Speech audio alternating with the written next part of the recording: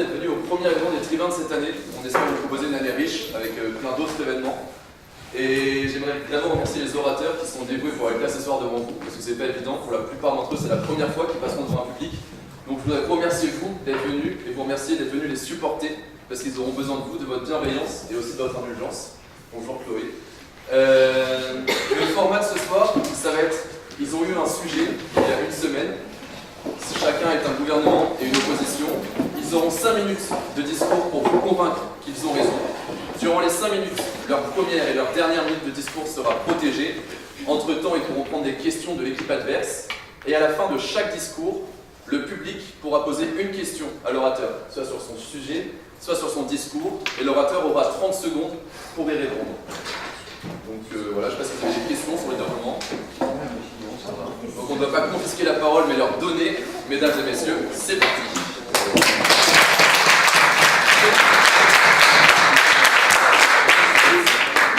Pour le premier sujet qui portera sur la légalisation de l'euthanasie, je vous demande d'accueillir Marius Maty.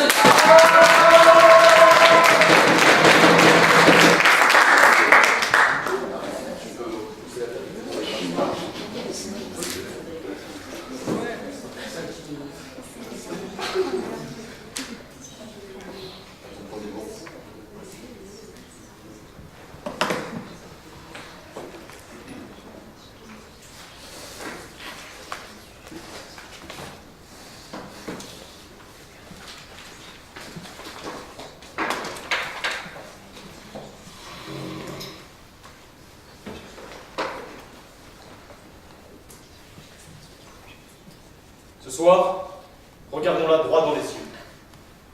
Elle rôde, non loin de nous. Son souffle froid se déposera un jour sur les âmes et les corps de chacun d'entre nous. Mais nul ne sait quand. C'est la mort. Elle est de ces événements que les stoïciens définissaient comme ceux contre lesquels on ne pouvait rien. Ils ne peuvent pas ne pas être. Ils sont nécessaires.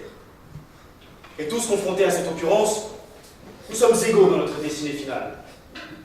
Au demeurant, les chemins empruntés au gré de notre existence vers l'au-delà sont bel et bien multiples. Certains ont la voie heureuse et d'autres ont le sentier chaotique. C'est ce sentier chaotique que nous souhaitons traiter. D'une vie injustement frappée par une interminable et rongeante maladie, émerge une vie indigne, une mort indigne. C'est cet équilibre que nous voulons rétablir. De l'égalité dans la fin de vie pour la dignité. C'est l'euthanasie que nous allons légaliser. Nous disons donc que l'heure est venue pour cette inégalité d'être emportée dans les ténèbres. Mais pour l'abattre, il faut savoir où elle se terre. D'abord, soyons pragmatiques. Allons la chercher dans ce que l'on dénomme comme l'acharnement thérapeutique ou l'obstination déraisonnable. Des malades incurables sont maintenus en vie à coups de traitements médicamenteux interminables, alors que leur existence n'a plus rien d'humaine. Ils souffrent physiquement et psychologiquement. Alors accordons-leur le droit de s'éteindre paisiblement. Et si l'espérance de vie globale a augmenté, l'espérance de vie en bonne santé a quant à elle reculé. Et bien entendu, notre action est d'inverser cette tendance, mais elle est également de développer des solutions adéquates aux aléas du terme de notre existence. Soyons logiques. Concentrons-nous sur l'inégalité nationale vécue par plus de 4500 de nos concitoyens chaque année. Voilà tous ces gens qui sont forcés soit de pratiquer l'euthanasie de manière clandestine, soit de s'exiler à l'étranger. Et non pas en Finlande, en Norvège ou au Danemark, ces modèles.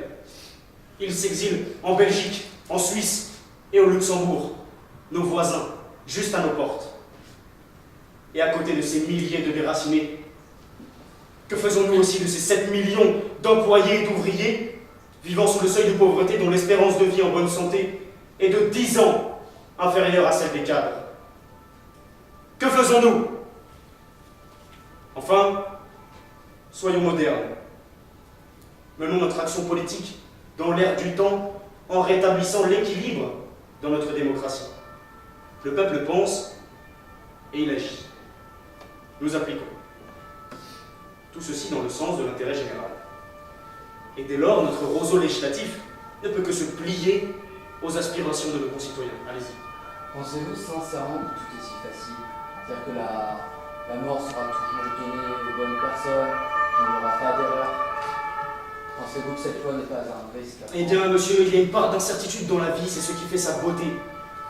Nous agissons et nous préférons vous laisser dans une vie en nuances de gris. Des missions parlementaires successives, près de 2/3 des médecins et plus de 90% des Français s'accordent sur le sujet. Vous ne faites pas partie de ces 90%, je le crois bien. Et que faites-vous alors contre l'écrasante majorité de ces masses? Que faites-vous? En République, qui peut tolérer ce statu quo? Les réactionnaires, sans doute. Les ignorants, certainement. Et les idéalistes, peut-être. Dans le clos de la pensée, ils se sont murés. Quand nous nous sommes élevés dans l'association de l'action à la réflexion, brandissant la sacro-sainte liberté, d'aucuns prétendent que la maladie nous empêcherait de choisir en pleine âme et conscience, qu'elle voilerait notre entendement, qu'elle aliénerait notre raison, que nous ne serions pas libres. Mais alors, dans cette situation, que serions-nous libres de faire, si ce n'est d'autre que d'agoniser? En conséquence de quoi, nous allons inscrire dans le marbre un nouveau droit, une fin de vie dans la dignité pour tous. Dans la lugubre agonie, l'inégalité subsiste. Que cela cesse. À l'idéalisme, posons le réalisme. À la tourmente, proposons la dignité. Au déchirement, opposons la solidarité. Soyons les bâtisseurs d'un nouvel humanisme.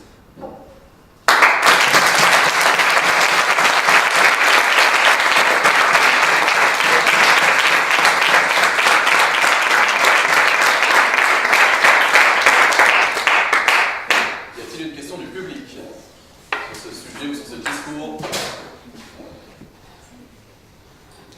Très bien, merci Marius. Et pour lui répondre à la barre, mesdames et messieurs, Sacha Fontaine.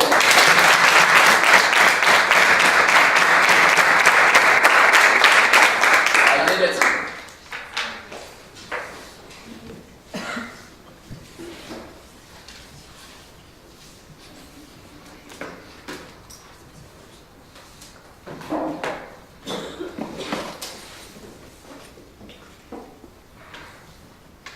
Mesdames et messieurs les députés, mes chers collègues, monsieur le Président, il faut légaliser l'euthanasie.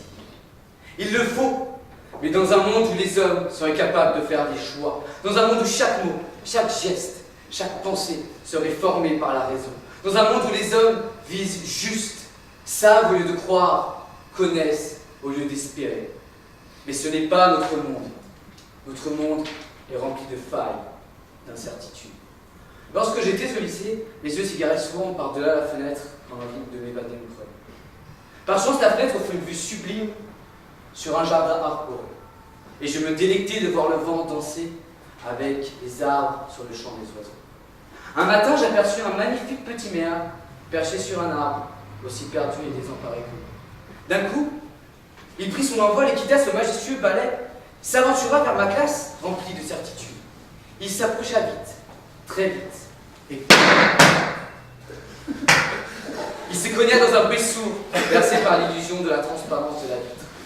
À la vue de cette triste erreur d'appréhension, je me suis précipité pour constater l'oiseau et son état.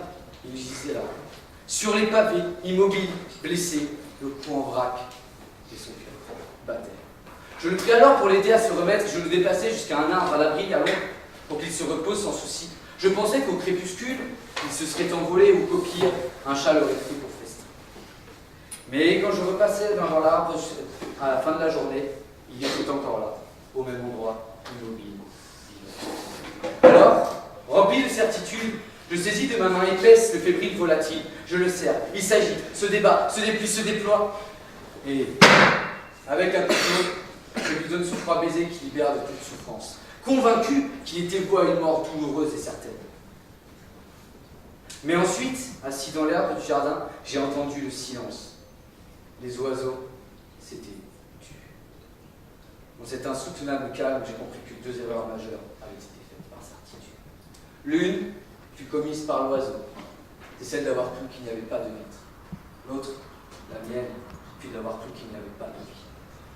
Certain que même si l'oiseau n'avait pas bougé d'un pouce, que même si tout semblait perdu pour lui, il n'y avait aucun espoir. Qui étais-je pour le tuer? Que savais-je pour le tuer? Ainsi je vous le demande, qui sommes-nous pour décider du sort de ceux qui, comme le petit maire, ne se prononcent pas? Ceux dont le sang sous les mots manque et dont les familles bouleversées sont les seules voix. Qui sommes-nous pour décider d'un certain? Oui. Monsieur, êtes-vous député de la nation ou un conteur des frappes rencontrées? Les histoires, pas mieux que les pensées, je pense qu'elles reflètent réellement la vérité. L'expérience parle. C'est ce que vous avez dû oublier dans votre discours. Vous, députés et ministres, vous les faiseurs de loi, illusionnés comme l'oiseau par la vitre, qui êtes-vous pour forcer des hommes à tuer alors même que leur métier est de sauver? Qui êtes-vous pour décider quand le combat doit se finir? Qui êtes-vous pour oser remplacer la mort? Vous qui ne tuerez jamais vous-même, ne faites pas mon erreur, ne soyez pas certains, laissez la vie choisir, laissez l'oiseau se battre, laissez-lui sa chance. Ne votez pas la mort pour ceux qui peuvent être sauvés. Je sais que chez les proches comme chez les patients, certains en ont marre de se battre, certains en ont marre de souffrir, mais il existe déjà des arrangements entre les médecins et les victimes. Il existe déjà ce qu'il faut pour moins souffrir, les soins palliatifs. Cela suffit. Alors je vous en prie, j'entends vos arguments, la décision est trop lourde, les conséquences trop graves. Et même si au départ, les médecins comme les malades feront le choix avec le temps et la réflexion qui s'imposent, comme vous le dites, il y aura des erreurs, des dérapages, et plus tard, avec la routine, ces dérapages se transformeront en système, en dérive. Dans un monde où les soins coûtent de plus en plus cher, et où les hôpitaux manquent d'argent, de temps, de médecins comme d'espace, que savez-vous pour garantir que cette loi ne poussera pas les plus pauvres à arrêter les soins et à demander l'euthanasie pour ne pas endetter leur famille? Que savez-vous pour garantir que les familles ne demanderont pas la mort de leurs proches pour avoir plutôt l'héritage? Que savez-vous pour garantir que les médecins feront les bons choix dans l'insurmontable rythme que leur imposent vos réductions de budget et de temps? Que savez-vous pour garantir que l'euthanasie ne sera pas utilisée à tort et à travers pour libérer les chambres ou pire, pour faire des réductions d'économie? Que savez-vous pour garantir qu'une vie perdue, alors même que la médecine progresse de jour en jour? Vous n'en savez rien. Cela n'est pas acceptable. Lorsque le couteau est planté, il n'y a pas de retour possible. Rien n'est réparable, car la mort, elle, ne se guérit pas. Laissez au petit maire la chance de s'envoler une nouvelle fois. Laissez à son bourreau le calme et la sérénité de ne pas avoir à faire ce choix.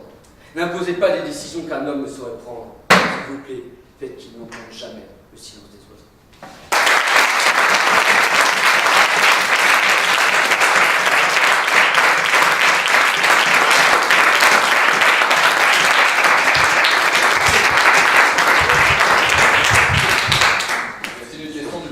L'adversaire.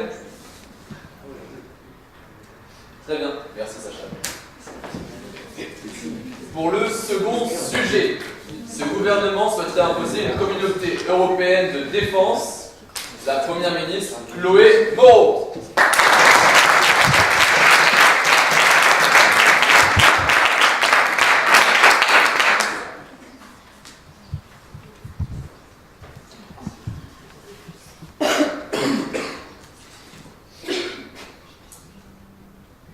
Mesdames et messieurs les ministres, mesdames et messieurs les parlementaires, mesdames et messieurs.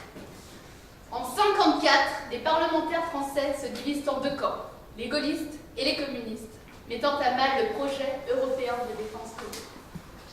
Vous l'aurez compris, je parle bien de la communauté européenne de défense, communément appelée CED. Avec mon gouvernement, j'ai jugé légitime de réactualiser ce projet qui n'appartient selon moi pas qu'au passé. Mais qu'entendons-nous par communauté européenne de défense? Il s'agirait d'une alliance, à première vue militaire et policière, acceptée par l'ensemble des pays européens afin de contribuer tant à l'intégration qu'à la coopération entre nos chers États. Une intégration symbolique doublée d'une coopération stratégique.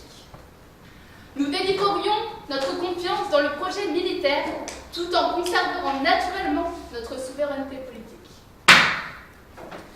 En effet, l'unité politique ne signifie en aucun cas l'absorption de la nation. Cependant, ne vous détrompez pas sur la nature pacifique de ce nouvel organe. En effet, nous souhaitons une armée non offensive ni inoffensive, mais défensive et dissuasive. N'y voyez non plus aucune volonté belliciste, mais plutôt l'émergence d'une conscience commune. Cependant, me direz-vous, la guerre nous est lointaine, voire étrangère. Pourtant, certaines formes de violence persistent dans le monde.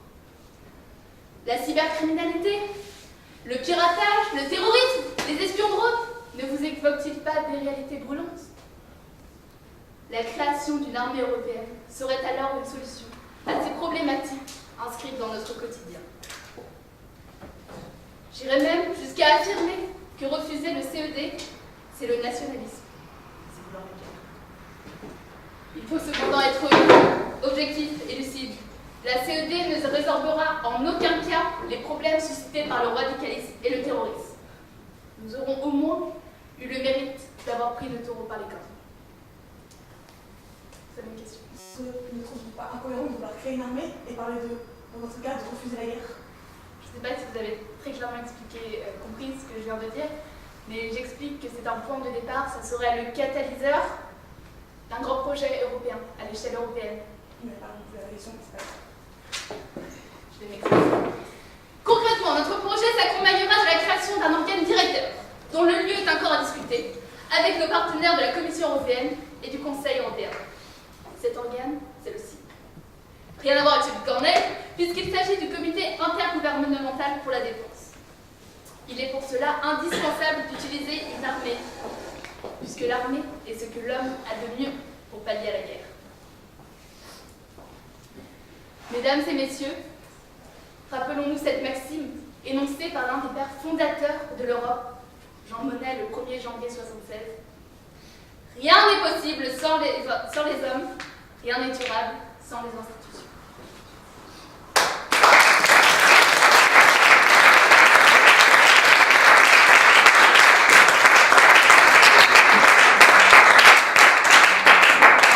Est-ce que le public a une question ou l'adversaire?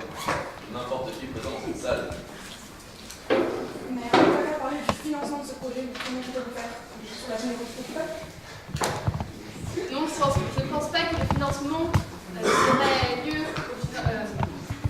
au financement du peuple, mais plutôt à une coopération entre les États. Vous avez une dernière? Merci, Madame le Premier ministre. Madame la chef de l'opposition, Camille Boileau.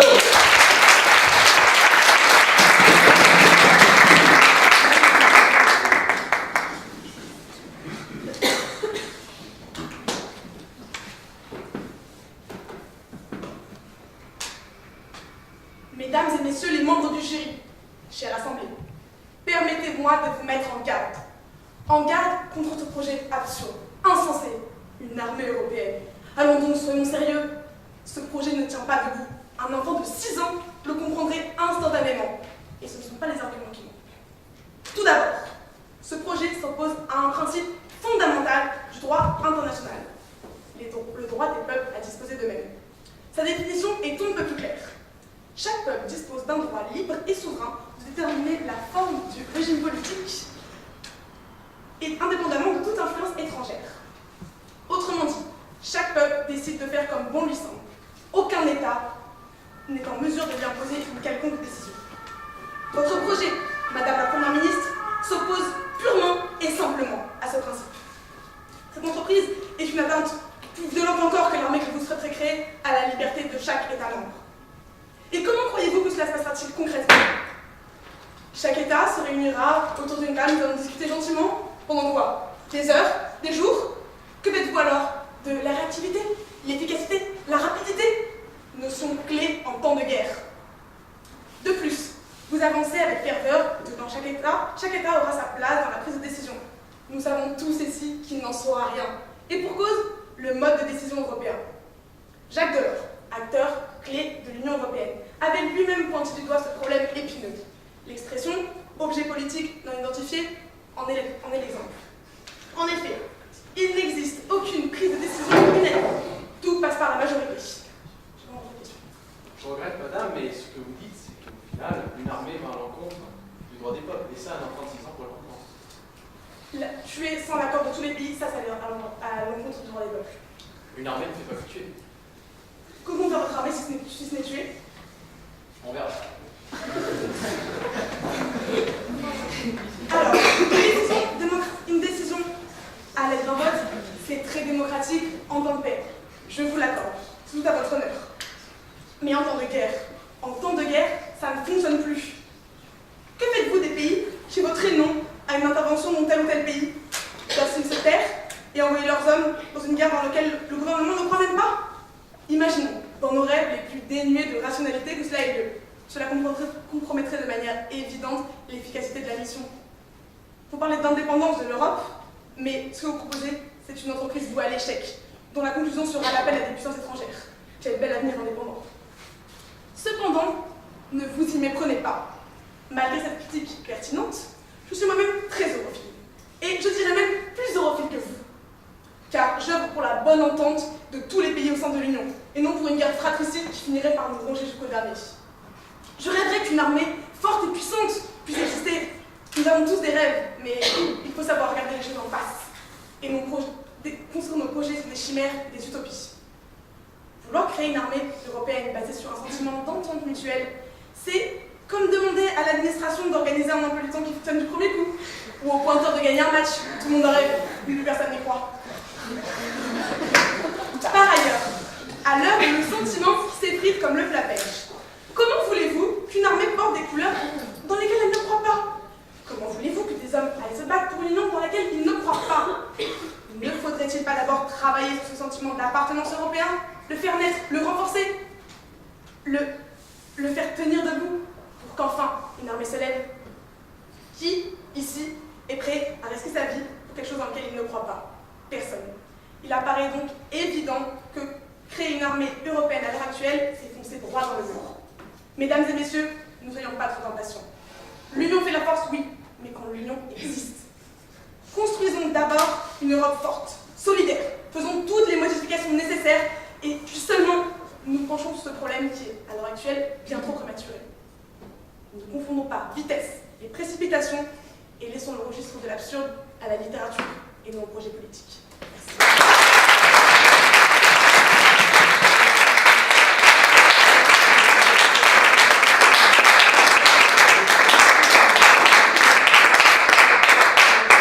Y a-t-il une question du public ou de l'équipe adverse? Une remarque, oui. Vous vous dites europhile, mais que proposez-vous concrètement pour notre chère Europe? Je ne nouvelle gouvernement, ce n'est pas la fin de un peu les chiffres. Je vous laisse la tâche.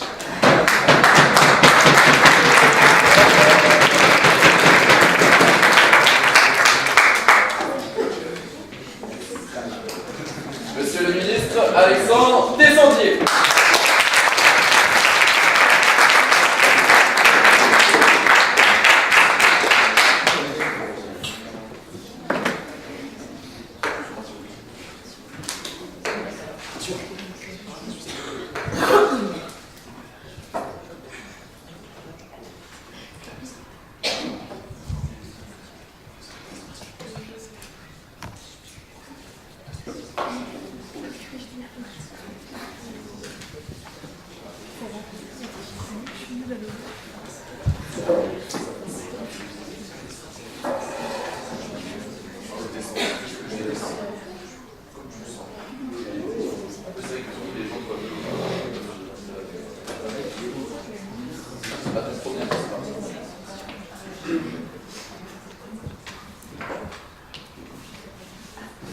Madame la Première ministre, Mesdames et Messieurs les ministres, Mesdames et Messieurs les parlementaires, Mesdames et Messieurs.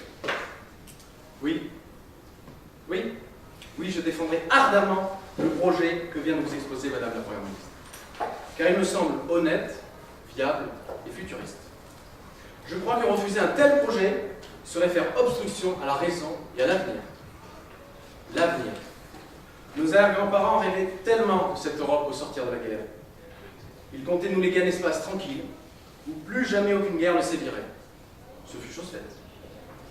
À notre tour, et dans cette même logique, la communauté européenne de défense, dite CED, doit empêcher définitivement toute idée belliqueuse, toute confrontation, toute aggravation de la sécurité publique au sein de l'UE, au sein du continent.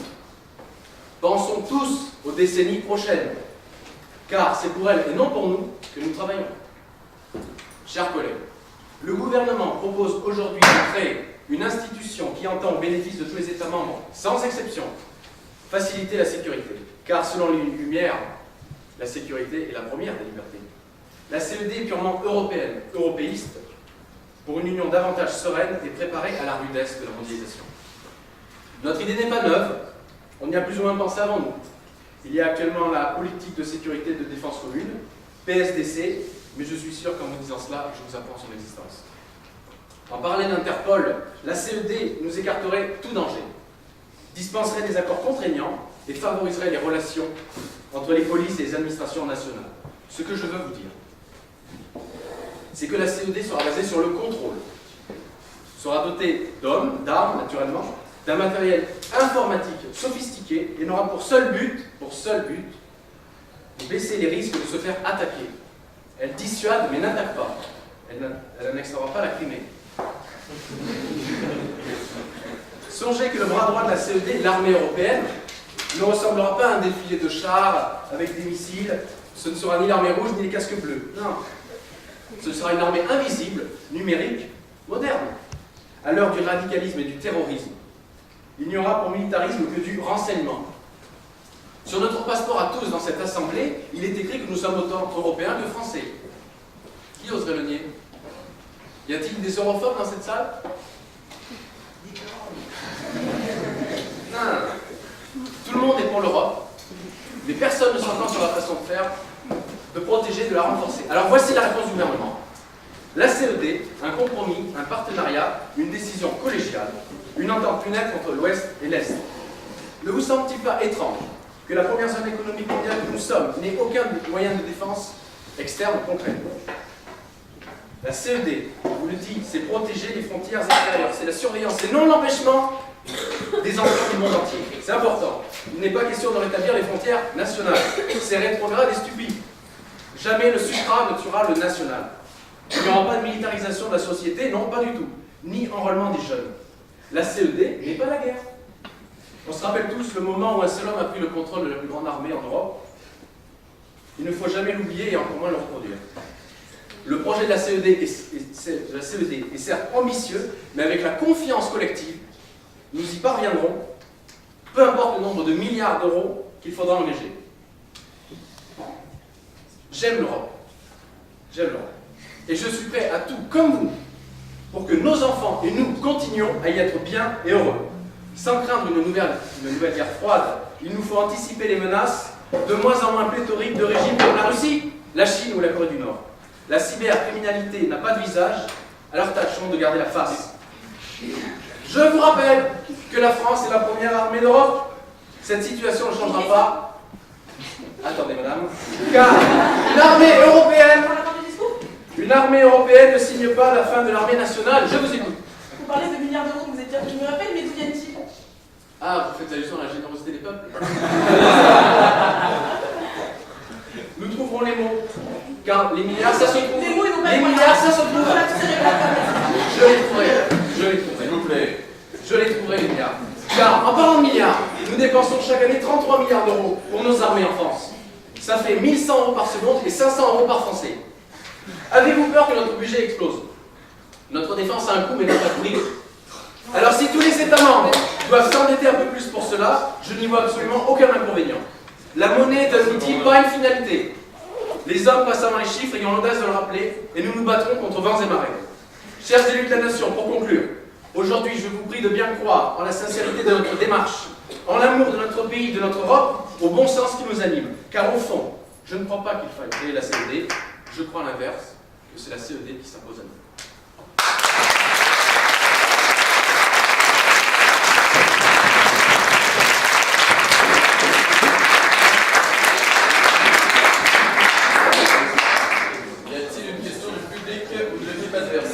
Alexandre, c'est vous qui donnez la parole à la personne que vous souhaitez entendre. De quoi la CED protégera l'Europe? Des migrants, des communistes? Pas mal, vous avez des mutations. Non. Vous avez Ça 30 secondes. protégera, je vais citer. Le terrorisme et le radicalisme, vous connaissez? Ça n'est ni les communistes, ni les migrants. Non? Ah oui, ça va pas faire plaisir à la La protection, certes. Il y a plein de dangers dans le monde. Et l'Europe est faible en matière de défense. Alors, ça ne sera ni les communistes ni les migrants que nous allons défendre, mais tout le monde, car tout le monde a le droit à la défense.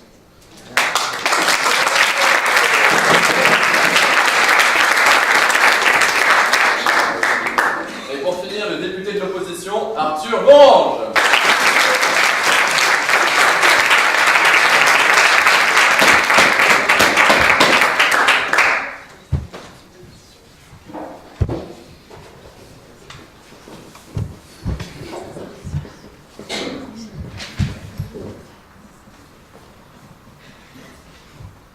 Français, je viens aujourd'hui vous parler droit dans les yeux.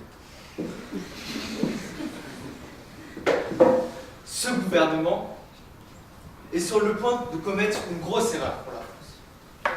Un projet de communauté européenne de défense est une absurdité sur le plan idéologique, comme vous avez pu le remarquer, mais également sur le plan pratique.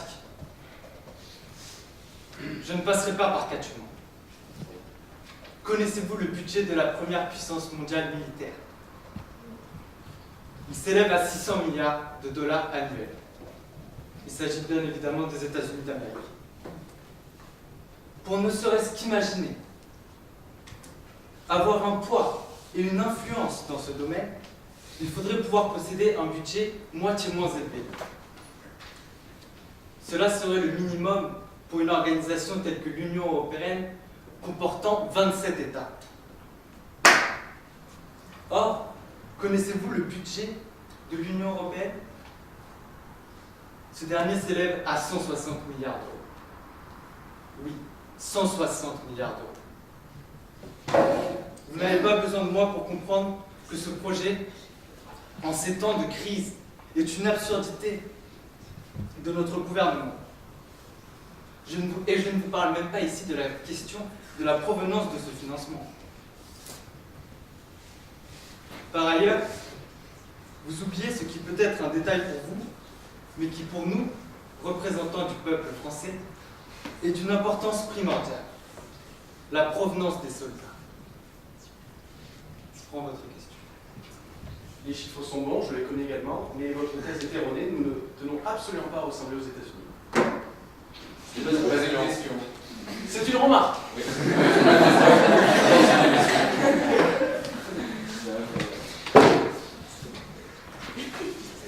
Nous n'avons donc aucune information sur la provenance des soldats. Imaginons que certains soldats viennent des différents pays de l'Union en fonction de la population de chaque pays. Eh bien, votre armée ne peut fonctionner. Je vous le dis, monsieur, votre armée ne sera qu'une somme d'hommes de nationalités différentes, mais ne comportera aucune unité. Pour être soudés, des hommes ont besoin de partager une histoire, une langue, une culture commune. Ce qui n'est pas le cas de votre projet. De Gaulle disait, on ne peut gouverner un pays où il existe 258 variétés de fromage. Et bien moi je vous dis, on ne peut commander une armée où il existe 27 nationalités de soldats.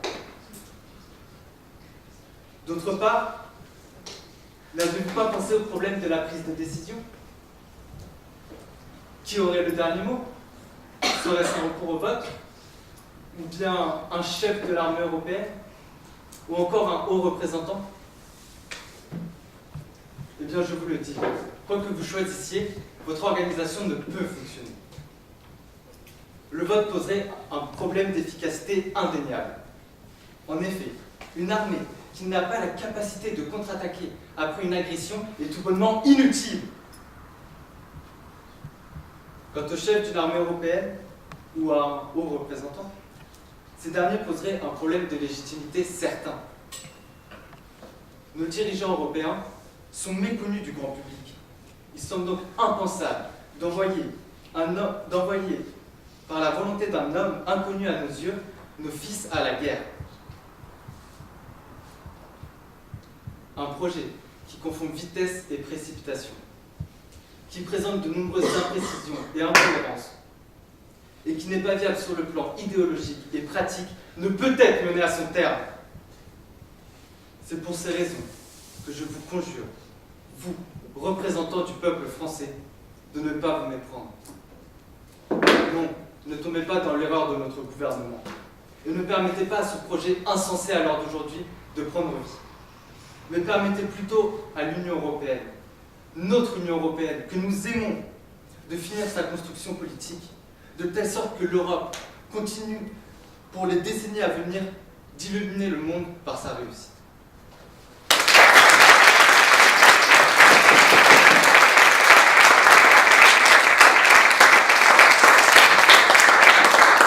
C'est une question dans notre public ou dans l'équipe adverse. Souvenez-vous l'idée qu'il faille une histoire et une culture commune pour que des peuples puissent s'unir? C'est pour comprendre par exemple les Lions. Je pense qu'il est primordial, notamment dans une armée, pas forcément pour l'unification d'un peuple, mais pour qu'une armée fonctionne, il faut que les hommes soient des vrais frères d'armes. Or, lorsqu'il y a à peine un demi-siècle, certaines des nations de l'Union européenne s'affrontaient encore sur le champ de bataille, je pense que cela ne peut fonctionner.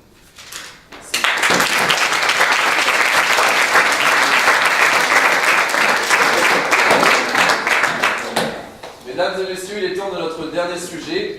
Ce gouvernement rétablirait la monarchie. Et nous appelons tout de suite la première ministre, Clarisse.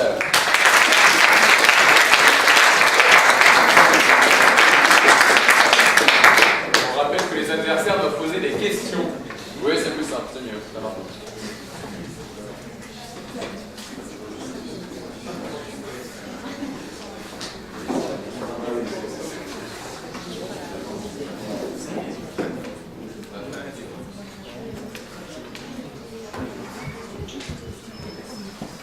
Citoyens, citoyennes de France, voici vient le jour notre suicide politique ou de notre libération.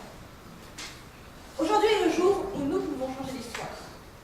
Aujourd'hui est le jour où nous oserons enfin critiquer ce mot sacré et intouchable de notre système en chute libre, la démocratie. Comment, me direz-vous, pouvons-nous oser à ce concept universel à la base de notre ô combien glorieux système présidentiel, où chacun combat avec force pour représenter les intérêts du peuple? Enfin, du moins seulement pendant les élections, après nous savons tous que nos intérêts prévalent. Comment pouvons-nous critiquer ce système qui garantit au président, cet élu suprême, une légitimité unique, que ce dernier d'ailleurs ne manquera pas de réaffirmer en signant des bouquins chez Leclerc? Vous voyez? Finalement, la chose magnifique avec la démocratie, c'est que nous la critiquons tous, simplement pour pouvoir la critiquer. Tous, ici, avons conscience qu'elle est terriblement faillible, mais nous n'imaginons rien d'autre. Nous avons peur de trouver d'autres solutions. Churchill, pourtant, ne disait-il pas de la démocratie qu'elle était le pire des systèmes, à l'exception des autres qui étaient déjà présents auparavant? Nous sommes restés bloqués dans cette démocratie, nous n'avons rien imaginé d'autre. Nous avons peur d'imaginer autre chose.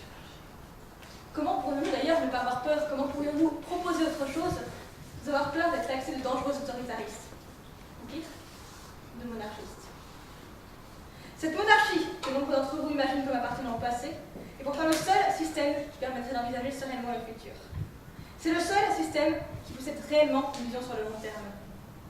Le système politique actuel est actuellement bloqué dans des œillères qui cachent tout ce qui se situe au-delà de 5 ans. Nous devons voir plus loin. Nous avons besoin d'un gouvernant vrai, débarrassé de ses visions carriéristes. Et quoi de mieux pour cela qu'un homme qui a toute sa vie pour penser à l'avenir de la France? Dans ce monde de l'immédiat, nous avons besoin de pérennité.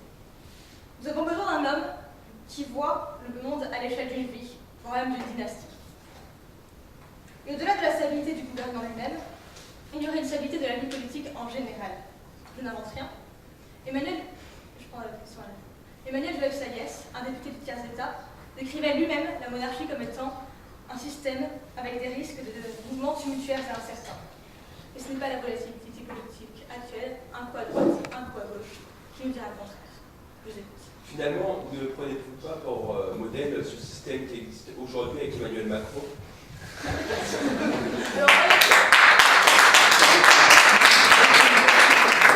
Alors, vous voyez, vous avez entièrement raison d'ailleurs. Selon moi, si vous me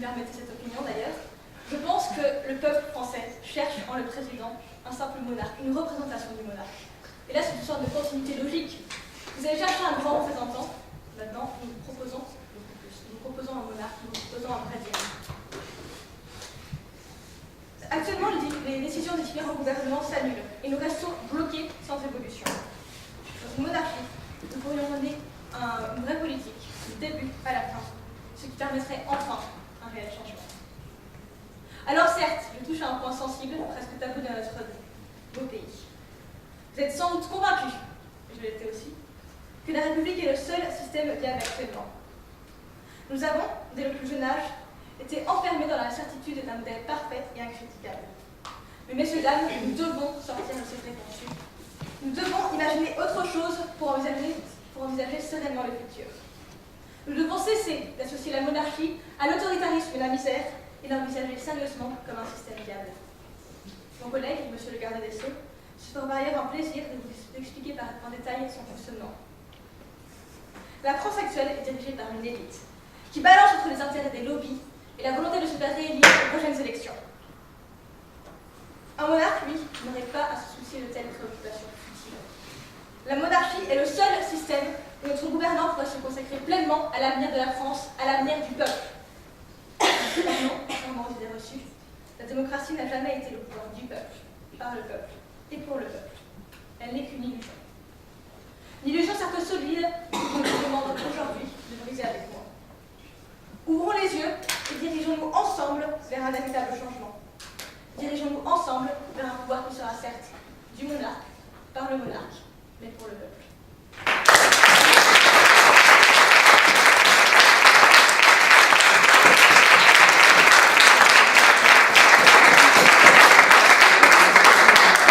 Y a-t-il une question dans l'Assemblée ou de la part de l'équipe adverse? Madame, ne croyez-vous pas qu'un monarque aura ses intérêts et aura une vision du monde avec ses œillères et ça verra vite ses intérêts et le peuple le voit? Parce qu'actuellement, vous me parlez sans doute d'un président qui serait entièrement pour la cause du peuple et qui ne serait pas du tout bloqué dans ses propres intérêts. Bien entendu. Bien évidemment.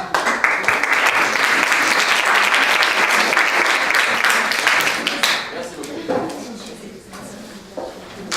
Le chef de l'opposition, Guillaume.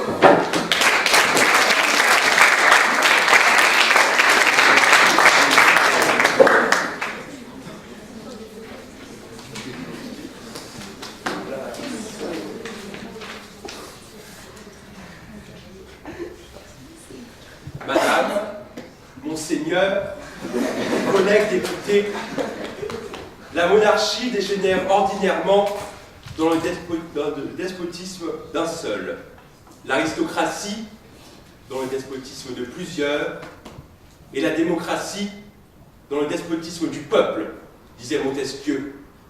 Ces propos trouvent écho dans notre sujet de ce soir. En 1789, il y a plus de 2 siècles déjà, bourgeoisie et tiers États s'unissaient contre l'ordre établi et refusaient d'obtempérer. Alors que l'absolutisme et les fastes de la cour tuaient peu à peu notre pays, les Lumières ont commencé à imposer leurs idées et éclaircir l'avenir politique. La monarchie est une chose ténébreuse, faite par des gens ténébreux. Au pays des Lumières, amnésie suicidaire. Avez-vous déjà oublié ce pourquoi Rousseau, Voltaire et leurs compères luttaient, refusant les privilèges d'une minorité ou encore la tolérance religieuse? Ils réussirent à engendrer la Déclaration des droits de l'homme et du citoyen et son article 1er. Tous les hommes naissent et demeurent libres et égaux en droit, abolissant ainsi la société d'or. Je vous écoute. Pouvez-vous affirmer aujourd'hui que le gouvernement défend ces valeurs que vous prônez? Le gouvernement essaye au mieux de défendre les valeurs qui nous sont chères, liberté, égalité et fraternité, et non pas de défendre des intérêts qui conviendraient au menu plaisir que vous tentez d'imposer, monsieur. Puisque les comparaisons semblent vous soir parfaitement, La Chambre des Lords en Angleterre est uniquement composée d'aristocrates héréditaires ou de personnes anoblies dont certains peuvent y siéger à vie. N'est-ce pas là également une façon de persévérer dans un système déjà élitiste et inégalitaire que vous critiquez, Madame la Première ministre? De fait, en Europe, la monarchie est plus souvent de droit divin. Donc, quel système est plus antidémocratique que celui-ci? Habile manœuvre que de légitimer le pouvoir grâce à une communion directe entre le roi et Dieu. En réinstaurant ce modèle politique, j'ai bien peur de revoir réapparaître le fanatisme religieux qui mettrait en péril le bien commun de nos citoyens. Ma collègue députée Valentine Stemelin s'attachera particulièrement à démontrer le long processus historique dont découle la République. Ce régime désuet, traditionnaliste qu'est la royauté, elle le mettra également en perspective. La monarchie européenne s'apparente de plus en plus à un show costumé.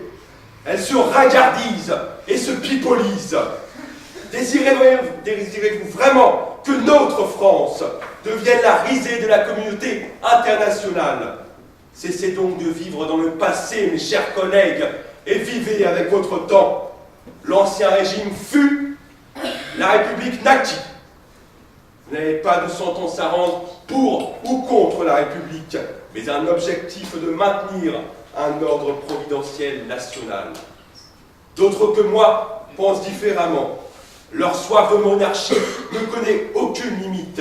Ils ne voient plus de républicains autour d'eux. Ils ne voient que des spéculateurs, des scélérats, des traîtres. Au nom des principes de la République, ils ont oublié la République elle-même. Le peuple ne veut qu'une chose, c'est de vivre en paix. Vous n'avez pas le droit de lui attribuer le désir de monarchie qui est le vôtre. La République, c'est comme tout. Si on veut la garder, il faut la chérir. La République est morte, vive la République!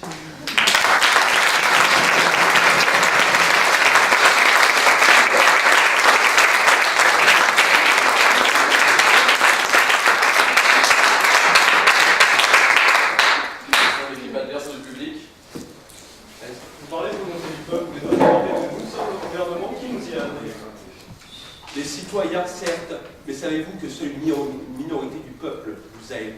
Et ce n'est pas pour imposer vos idées, mais pour écouter l'ensemble des citoyens. C'est ce que nous verrons. Alors, il est temps du ministre Camille. Bravo.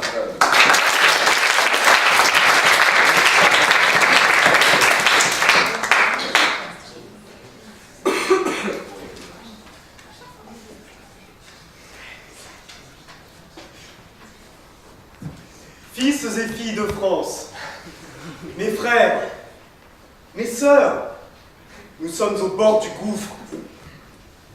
Nos gouvernements prétendument démocratiques ont failli, et il est urgent de nous tourner vers notre salut. La France, notre France autrefois si belle, si grande, elle qui fut si digne, France dont la seule mention suffisait à faire trembler le continent, est rongée en son cœur par une tumeur qui la consume, elle et son peuple, depuis plus de 2 siècles. Ce mal, ce sinistre écarisseur, qui officie avec tant de zèle contre la nation dont il est pourtant issu, vous le connaissez? Son nom est République. Il nous incombe d'agir, et ce avec diligence. Redresser une France moribonde suppose d'avoir à sa tête un esprit indépendant de toute faction, de tout calcul partisan, de tous intérêts personnels. Le seul système politique à même d'extraire notre nation de la tourbe dans laquelle elle se noie est une monarchie institutionnelle. Une monarchie pragmatique, forte, adaptée aux besoins de notre temps et de notre peuple.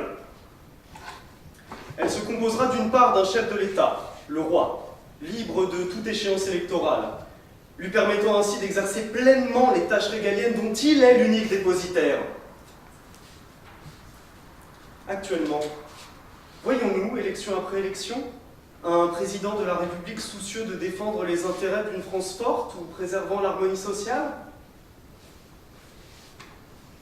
Ou assistons-nous, depuis plusieurs décennies, à une politique consistant à faire cyniquement allégeance au lobby, tout en laissant pourrir notre société et en trouvant des boucs émissaires pour détourner la colère des Français? Le peuple français se retrouve ainsi à choisir un chef de l'État, non pour ses capacités réelles à prendre en main le destin de la nation, mais pour l'idée qu'il se sera forgé d'un candidat dont l'unique mérite aura été de remporter la palme démagogique, avant de répéter les mêmes processus que ses prédécesseurs. Je vous écoute. Quel mérite a-t-on de devenir roi, sinon d'être né roi? Mais il n'est pas de question de mérite, il est question de compétence. C'est ça que vous ne pouvez pas comprendre, futurs républicains.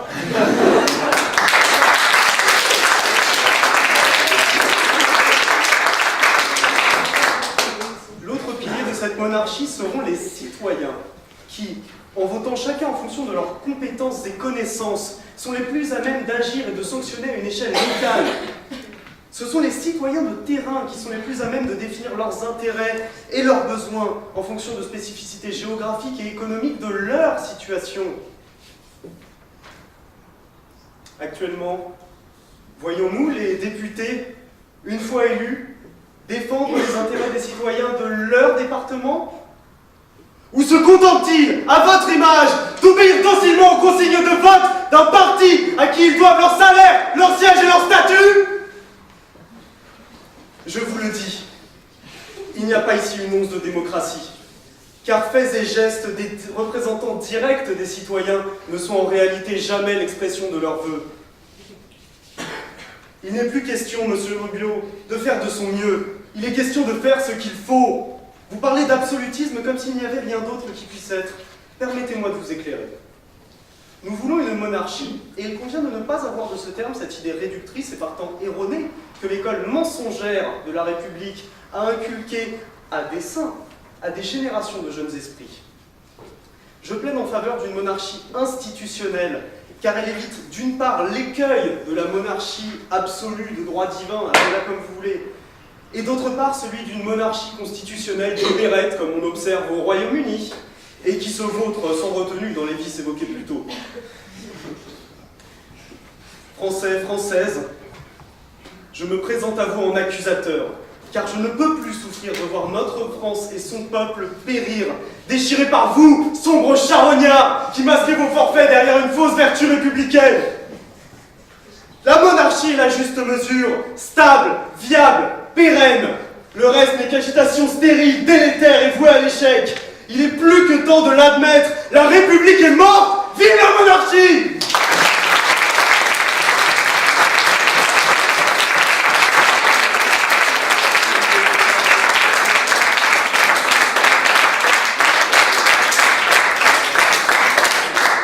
La parole est à monsieur Dezingue. Votre projet de monarchie n'est ni absolu ni constitutionnel, mais qu'il était institutionnel. Est-ce qu'il reprendra les idées du parti monarcho-communiste? C'est une question à étudier. Je n'ai pas eu le plaisir de rencontrer des représentants de cette organisation, mais je suis ouvert aux suggestions. Si tu veux, vas-y. Je vais pas penser comme il veut. Je vous écoute. Alors, vous parlez de monarchie institutionnelle avec un monarque à la tête de l'État, des citoyens organisés au niveau local. Tout à fait. Ne serait-ce pas plutôt une sorte d'association entre la monarchie et l'anarchie, une bonne anarchie? Retiriez-vous les rejoindre notre équipe de campagne?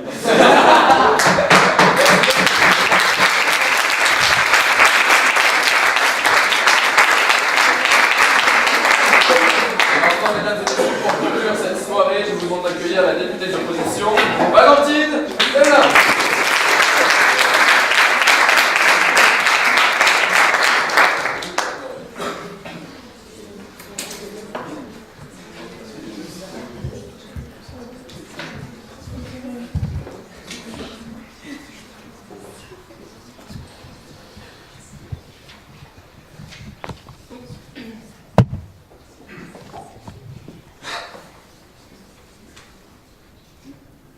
Mesdames, Messieurs, avez-vous déjà songé un instant aux conséquences de l'abandon de la République et de la démocratie qui en découle? Moi, députée de l'opposition, je suis devant vous aujourd'hui pour vous faire part d'une question qui me taraude. Vous me répondez peut-être, et sûrement, oui, mais tout cela, ce n'est que de la politique. Nous ne sommes pas tous concernés. Alors, laissez-moi vous en parler. Fruit d'un travail de longue haleine, durant des siècles et des siècles, Des hommes et des femmes se sont donnés corps et âme pour permettre à ce système politique d'émerger. Symbole de liberté, d'égalité, de fraternité, comme on aime à le rappeler, il nous est de nos jours encore tant envié. Et nous serions prêts à nous en séparer? Dans quel but? Pour revenir à ce dont on ne voulait plus, la case départ, le pouvoir en main d'un seul homme, la monarchie? Quelle bonne nouvelle, quelle prometteuse perspective d'avenir! Non, je ne veux pas y croire. Nous ne devons pas nous autoriser à croire à un tel revirement de situation. Un sacrifice de la liberté, vous dis-je, et de toutes les valeurs que nous nous sommes efforcés de faire naître et perdurer jusqu'à présent. Un combat acharné contre ces monstres despotiques pour au final en céder les bénéfices si facilement. Allons-nous vraiment nous agenouiller docilement devant ce gouvernement qui se moque de la vie du peuple, alors que c'est grâce à ces quelques millions de bulletins réunis qu'il a acquis ce statut? Ce ne serait rien de moins qu'une trahison, car parvenir à la tête d'un pays par l'électorat citoyen pour se proclamer par la suite souverain, ce serait tout simplement intolérable. Il n'empêche qu'il est de notre devoir de citoyens de continuer à y croire, en favorisant les échanges constructifs et en nous faisant davantage entendre auprès de ses dirigeants. Je vous écoute. Vous parlez de despotisme et d'oppression du peuple. Ma première question est de savoir si vous avez écouté ma présentation et si oui, l'avez-vous comprise? Tout d'abord, elle ne m'intéresse pas parce que ce ne sont pas les valeurs que je défends. Certes. On entend souvent dire que notre pays est socialement fragmenté. C'est fort possible. Mais dans ce cas, qui est sérieusement capable d'imaginer qu'un roi ou quelconque être autoritaire comme nous soit plus à même de comprendre la population et de résoudre ses problèmes? Enfoncé dans son confort et son luxe, entouré d'une armada de serviteurs qui le déchargent des tracas quotidiens et passent leur temps à lui rendre la vie agréable. Que sera-t-il de la vraie vie? De la vie des pauvres gens, de ceux qui sont malades, de ceux qui cherchent un travail? Il n'en saura rien, car de tout cela, il n'aura rien éprouvé. Rien éprouvé lui-même. Les problèmes de la société resteront pour lui un concept abstrait. Et les pauvres, mesdames et messieurs, resteront pauvres. Alors quoi? Allons-nous rester les bras ballants et accepter l'inacceptable? Ce qu'il faut, c'est votre participation, à vous tous, que chacun prenne la mesure du pouvoir qui lui appartient, à sa portée, même si c'est à petite échelle. Car si l'on se mobilise, si chacun se bat pour ses idées, et qu'on arrive à trouver des points d'entente, quitte à faire des concessions et d'aboutir à des idées nouvelles, l'impact sera non négligeable. Je vous l'accorde, cela sonne sûrement comme un vieux slogan présidentiel raté, mais il ne faut pas être un citoyen passif, il faut être acteur de son propre changement. Vous êtes réellement en train de dire que Mme Macron actuellement est en train de se soucier des pauvres réellement? Vous êtes en train de me dire qu'Emmanuel Macron serait le président des pauvres en l'instant, c'est qu'une monarchie? Merci. C'est vrai? Qui est-ce qui a dit que parlait d'Emmanuel Macron? Vous parlez de président, vous dites qu'actuellement, par exemple, ne se soucierait pas des pauvres. Je défends la démocratie dans ses valeurs et dans le projet que je soutiens, mais pas... S'il vous plaît. La dernière fois dans l'histoire que nous sommes parvenus à défier la monarchie et à en venir à bout, ce fut en 1789, Révolution française. Bien sûr, il s'agit d'un événement hautement controversé, mais il a tout de même apporté beaucoup d'éléments positifs. L'abolition des privilèges, la liberté de pensée, de religion, la déclaration des droits de l'homme qui proclame la liberté, l'égalité, la fraternité, sans évoquer la création des départements en participant à la décentralisation et à une meilleure répartition du pouvoir au sein du peuple français. Il ne faut pas omettre le fameux régime démocratique que le peuple élit et qui s'appelle gouvernement, tel une assemblée législative. Protagoniste et à l'origine de ce changement sans pareil, Robespierre écrivait en 1794 « La démocratie est un État où le peuple souverain, guidé par des lois qui sont de son ouvrage, fait par lui-même tout ce qu'il peut bien faire et par les délégués tout ce qu'il ne peut pas faire lui-même. » Vous, le gouvernement, vous êtes assis là avec votre détermination et vos projets savamment calculés afin que le peuple se plie à toutes vos futures mesures. Mais au fond, savez-vous vraiment ce qu'est et qu'engage une monarchie? La voulez-vous parlementaire, constitutionnelle ou mieux absolue?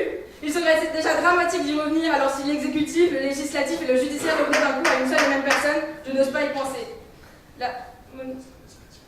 La monarchie, par son histoire, nous donne des raisons de nous indigner et son éventuel rétablissement encore davantage. Tenter de défendre haut et fort ce que beaucoup pensent tout bas, telle est notre mission, nous, femmes et hommes de raison, parce que la démocratie, je l'aime, elle nous fait vivre, nous sentir intégrés, elle nous donne la parole et je ne me résisterai jamais à imaginer une France où elle serait absente. Voilà.